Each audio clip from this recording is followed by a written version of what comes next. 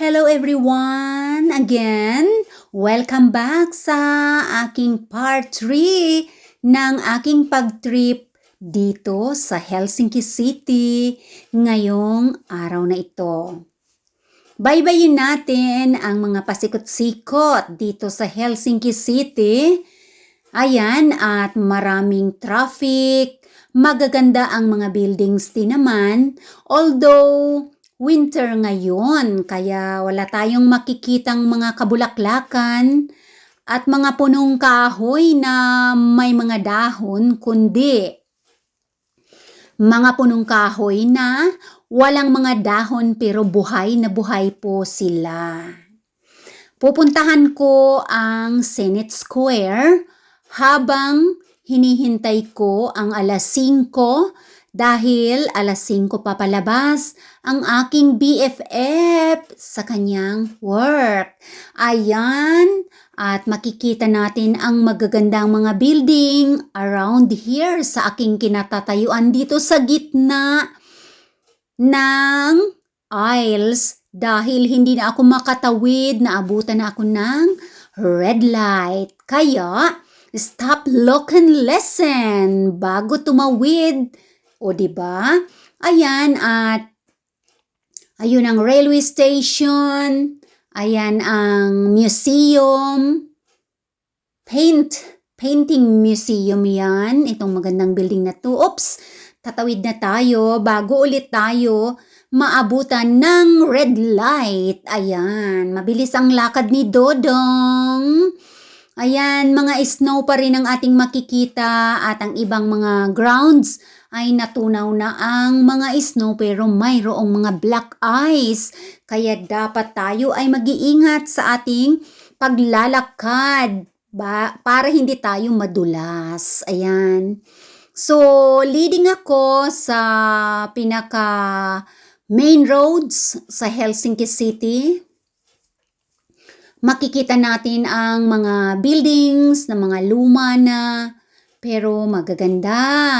At noong panahon na yun na wala pa tayo sa mundong ibabaw ay magaganda ang mga buildings. Parang similar din naman sa building sa Amsterdam, sa iba't ibang mga bansa dito sa Europa. Ayan, may mga lumang buildings na batong-bato ang mga building nila at mayroon din namang mga modern na mga buildings. Pero ngayon ay dito ako maglalakad sa mga lumang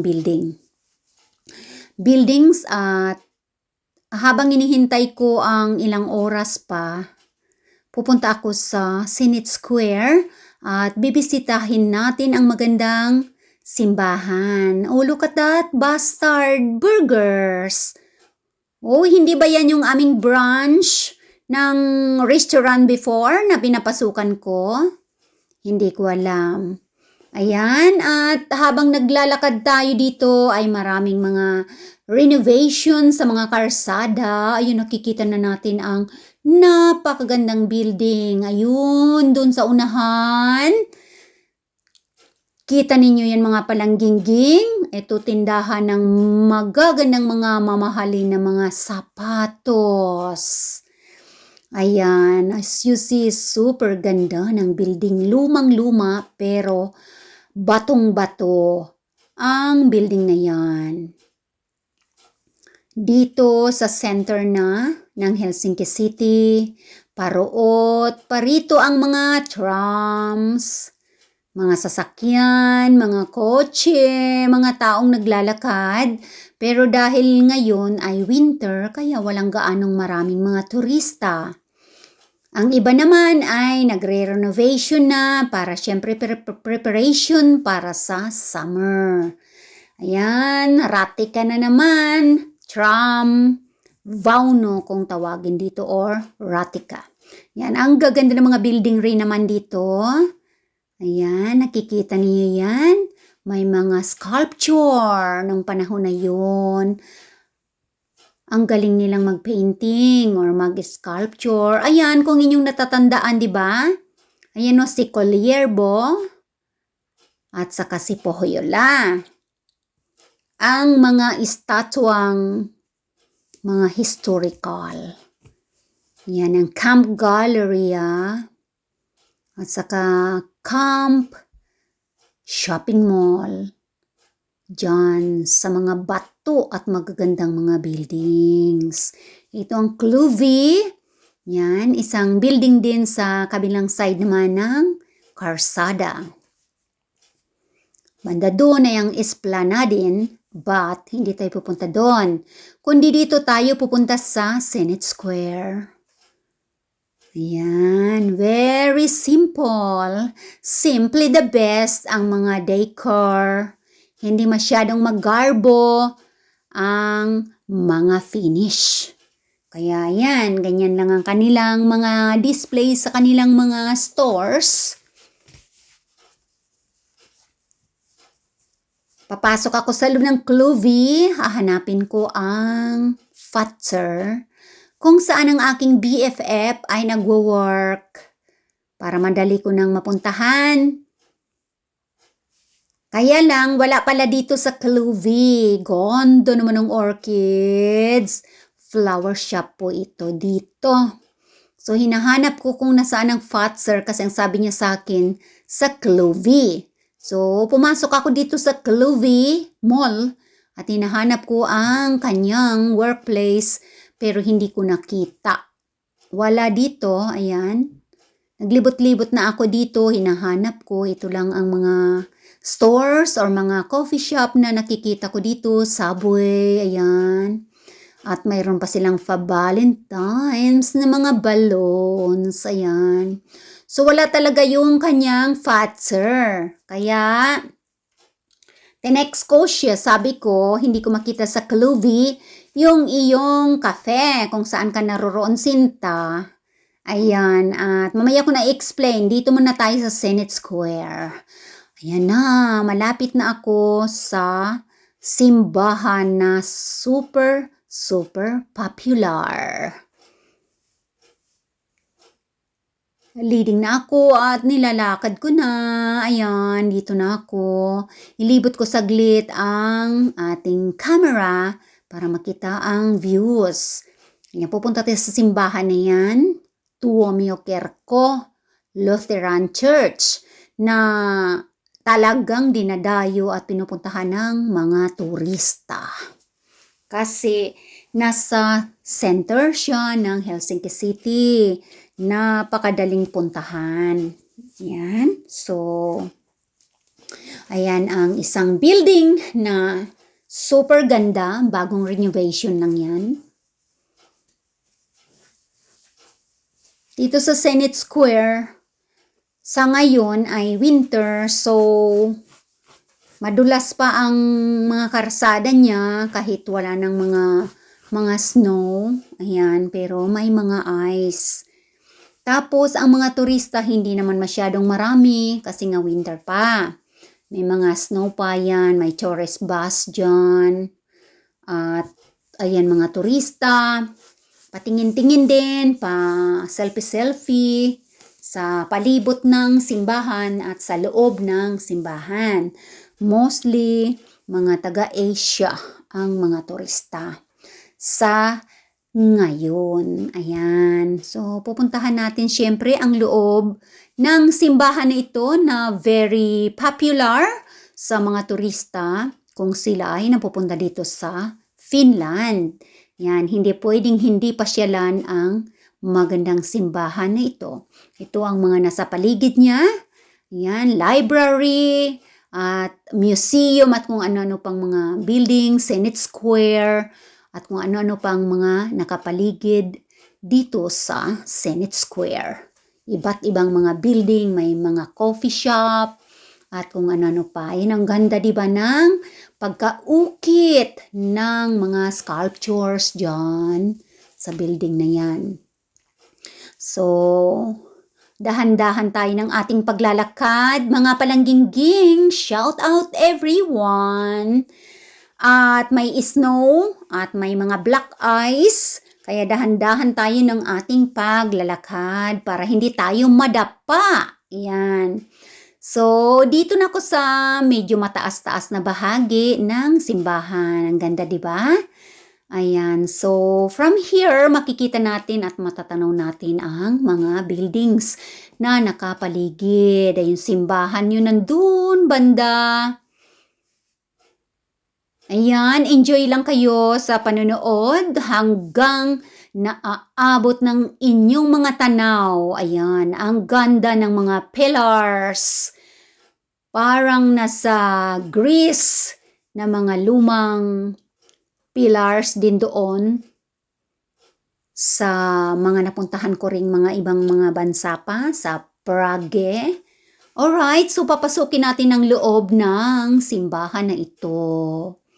Yan, may mga turista, hindi naman gaanong marami, konti pa lang.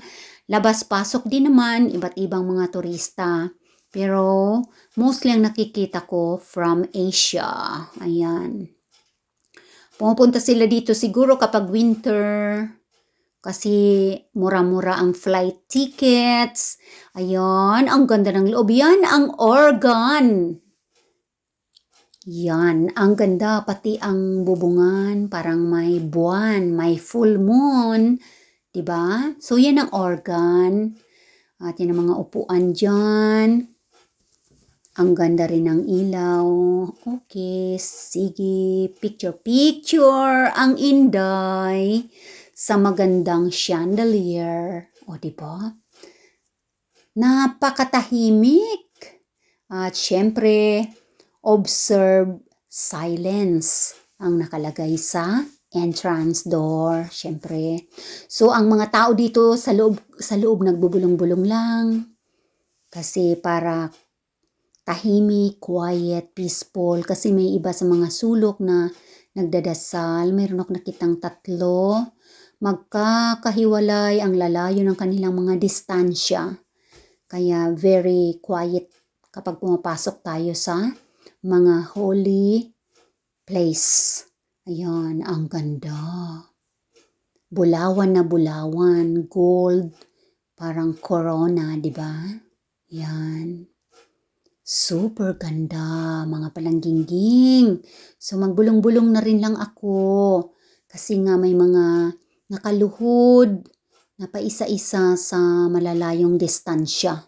Kasi alam na yan nila na may mga turistang papasok, kaya sila ay nasa malalayong distansya. Nagdadasal sila syempre. Yan, napakaganda ng organ. Very good naman kasi natapos na ang renovation. Last summer, pagpunta namin dito ng mga kaibigan ko rin, mga turista dito sa Finland, renovation ng organ, nakatakip. Kaya ngayon, yari na siya. So, pwede nang makita ng mga turista sa summer. Mga darating dito mga turista pa. Yan, ang ganda ng mga ukit-ukit, ng mga sculptures dyan. Ayan, doon. Mga upuan, may nagdadasal doon. Ayan.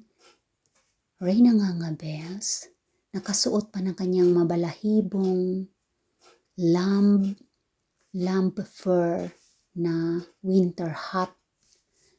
Kasi masyadong malamig at malakas ang hangin. Ayun ang organ. Pasensya na kayo mga palanggingking, ang hirap nang wala tayong cameraman. Hindi natin mawari kung tayo ba ay putol o tayo ba ay nakikita sa ating tinatarget na view sa ating likuran. Kahit hanggang liig lang. Pwede naman tayong makapture ng ating video. Ayan, at sa dalawang sulok sa may entrance ay mayroong sindihan ng candles. Ang dila mo rin ang ngabel, matigas, ang candle, ang kandila. Yan. So, kapag ako ay pumupunta sa mga simbahan, ay nagsisindi ako ng isang kandila para sa mga mahal natin sa buhay na pumanaw na. Yan. So, ayan at may mga turista sa kabilang side. At puntahan natin dito ang isang lugar ng kandila. O, dito ilan pa lang ang nagsindi. Yan, 1 euro. Bibili ka ng isang kandila, 1 euro. So, magsindi ka ng isa para sa iyong mga mahal sa buhay. Kahit saan man sila naroroon sinta ay damay na ang lahat ng mga pumanaw sa sisindihan natin na isang kandila. Yan. Dito kasi sa Finland mga palangginging, sa mga graveyard, mayroon yan doon na isang lugar na kahit sino ka pa, kahit saan ka pa, pwede kang magsindi ng kandila para sa iyong mga mahal sa buhay. So mayroong monument doon. Doon sa probinsya may sinindihan din ako doon na kandila. Yan, 1 euro.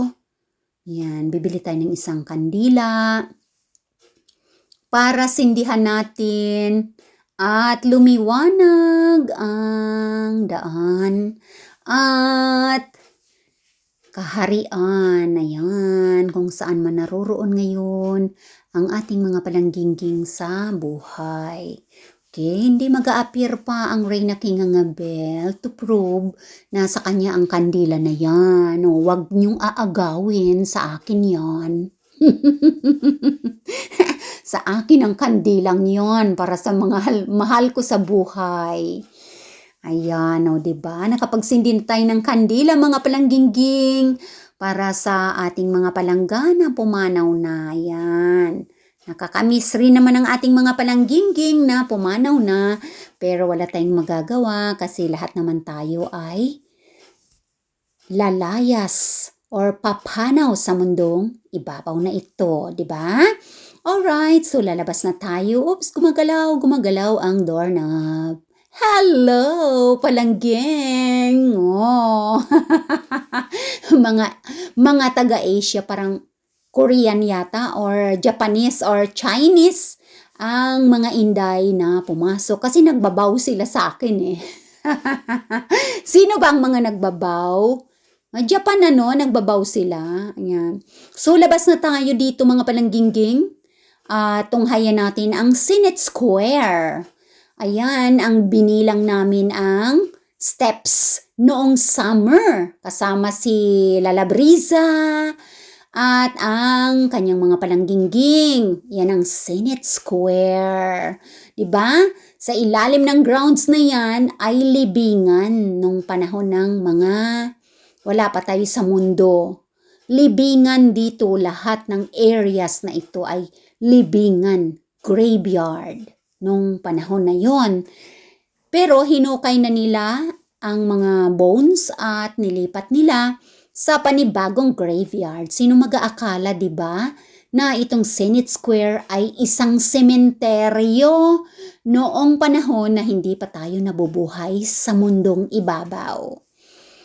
Ngayon ay isang popular na tourist spot at Senate Square. Ayan, palibot ng mga historical na mga buildings at mga useful na mga buildings. May library, may museum, may senate, mga opisina, may historical na kapihan.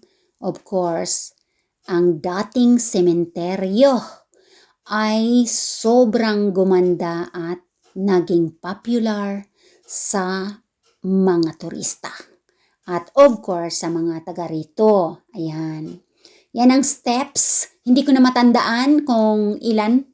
Nakalimutan ko na. So, next. Anong ginagawa ng dalawa dito? Anong ginagawa ninyo? Hello! Hindi ko tinitukan ng camera. Nagsiselfie sila na lubot to lubot sila. Yun. Turista din. Foreigner. So, nagselfie sila na lubot to lubot. Ewan ko kung ano ang sinelfihan nila, yung kalawangin siguro na paanang ilaw na ito. Baka yun ang kanilang lubot to lubot na selfiehan. Ayan. So may snow pa, kaya ang ating dadaanan lang ay sa gilid lang. Sa gilid lang ng stairs, up and down. Kasi sa gitna madulas. Ice. Ang mga nakakulapol sa stairs. Sa mga stairs. Ayan ang Senate Square. Itong nilalakaran at ang grounds na nakikita ninyo ay libingan, graveyard nung panahon na yun na hindi pa tayo nabubuhay sa mundo. Diba? Akalain natin yan, di ba mga palangginging, na gumanda pala ang dating sementeryo. Siyempre, pag moderno na, maraming mga pagbabago na, siyempre, nag-i-improve ang mga lugar-lugar. Ang dating kabundukan ay pwedeng maging malaking syudad at improve na syudad. Ayun, at magiging famous na syudad. O diba, bongga kaday. Yan, lilibot natin ang ating camera para makita ang Tuomiokerko. Yan ang ating pinasok na simbahan. Yan, siguro monasteryo yun. Yan, Senate Square. Andun banda ang museum. Kapihan John and John. Angel's Cafe. And of course, itong famous na monument. Ayan. Winter ngayon, kaya snow ang ating makikita dyan. Pero sa summer, iba't ibang magagandang mga bulaklak ang nakadecor. At iba't ibang mga propaganda ang makikita natin sa Senate Square na ito. Sa ngayon, ganyan lang siya. Magagandang mga ilaw dyan. Hindi pa sinisindihan kasi maaga pa. Mag-aalas 3:30 lang yata ako nang dumating dito sa lugar na to. Kasi hihintayin ko si BFF na lumabas sa kanyang work. Tapos, pagkatapos kong nag-video dito ngayon, tinext ko siya. Sabi ko hindi ko nakita ang kapihan mo sa Clovey. Saan ba banda yan? Buti na lang at nag-reply. Sabi niya, sa kabilang side, sa Esplanadine side, doon ka pumunta. Yun pala yung malaking Thatcher na kung saan kami nagkakape kapag kami ay minsan magkita after 5 years, after 3 years, magkita kami. Yun pala doon siya pala. Nagtatrabaho panibagong workplace niya at 1 linggo pa lang rin siyang nagtatrabaho. Paliyad-liyad pa si Pilita Corrales yun. Sana all. Ang aking slogan, paliyad-liyad, pa more. O diba? Kumusta mo sa aking mga palangging-ging? Siyempre sa aking mga members, sa aking mga subscribers, sa super chatters. Ayan, hindi ko na kayo isa-isahin. Alam naman na yan ninyo kung sino kayong mga palangging-ging ko. Kasi kung isa-isahin ko na naman kayo at mayroon akong makakalimutan na isa lang, andyan na naman ang magtatampurorot. Kaya isahan na lang. Shout out sa lahat ng aking mga palangging-ging na nanonood ngayon. Lalong-lalo na sa aking mga members, sa aking mga subscribers, at sa aking mga nagsusuper chats. Ayan.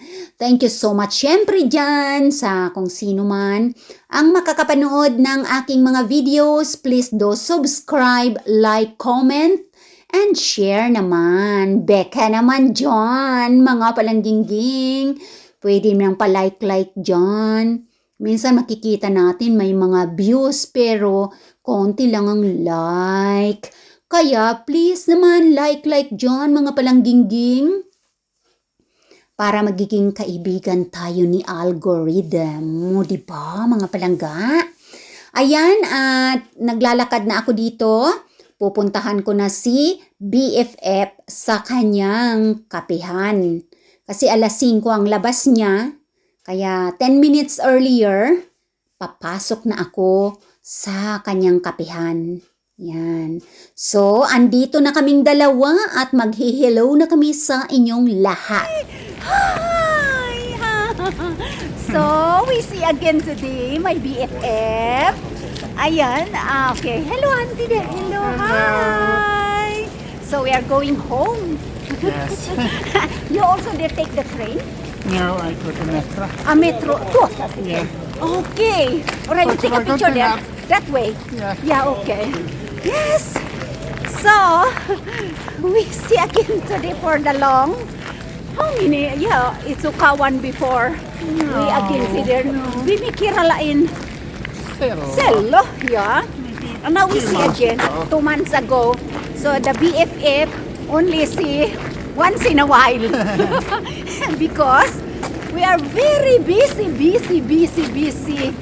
in our work. Right there, every day. Yes. Yes. Okay, so maglalakad na kami. Punta na kami sa si BFF sa metro. Ako sa train. Okay? Okay, bye Auntie dear, bye! Yes.